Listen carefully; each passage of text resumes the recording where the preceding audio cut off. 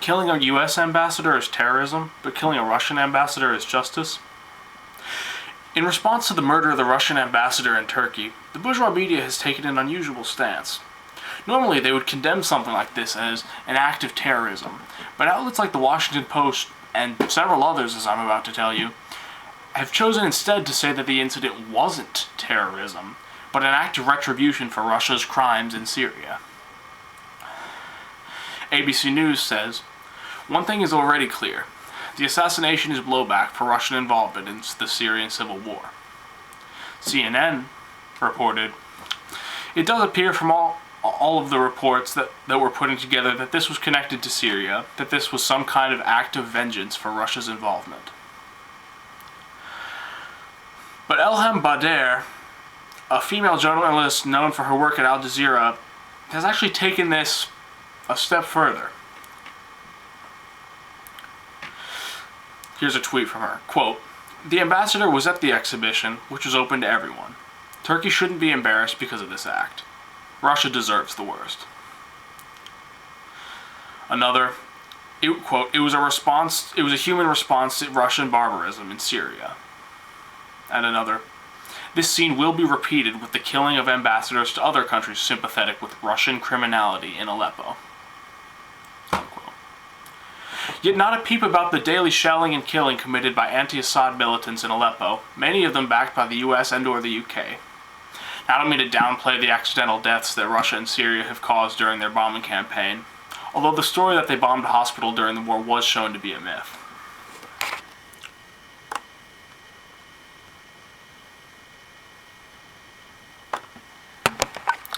Anyway, by mainstream media's logic, shouldn't Chris Stevens, the deceased U.S. ambassador to Libya, be a valid target? When the Obama administration conducted a massive bombing campaign against the independent nationalist country of Libya, Chris Stevens had been working with the National Transitional Council, a U.S.-backed organization that claimed to be the legitimate government of Libya, even though there was one.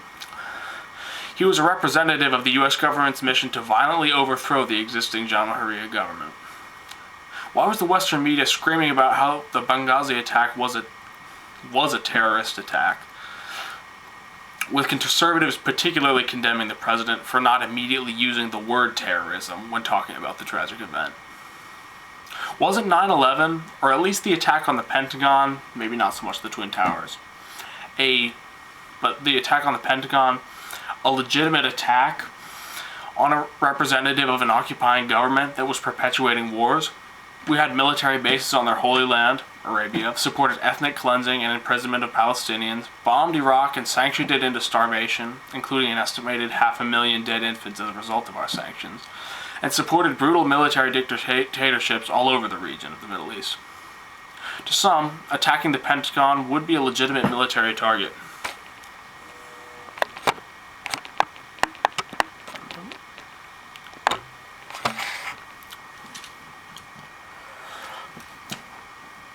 You see, the ambassador she's talking about actually played a critical role in securing the evacuation of Aleppo rebels, saving thousands of lives. But see, the pundits don't care, man. The New York Daily News compared him to a Nazi, Ernest von Rath, a Nazi diplomat in France who was killed by a Jewish man there. The power trio of Russia, Iran, and Turkey, who actually resolved the humanitarian catastrophe in Aleppo, are viewed as a threat by the US, who seeks to be the sole controller of Syria. To quote the Iranian foreign minister, quote, "Iran, Russia, and Turkey have been able, in the past 5 days, to help evacuate innocent civilians from Aleppo, as well as enable the terrorist groups to leave the city." Unquote. Thank you for watching.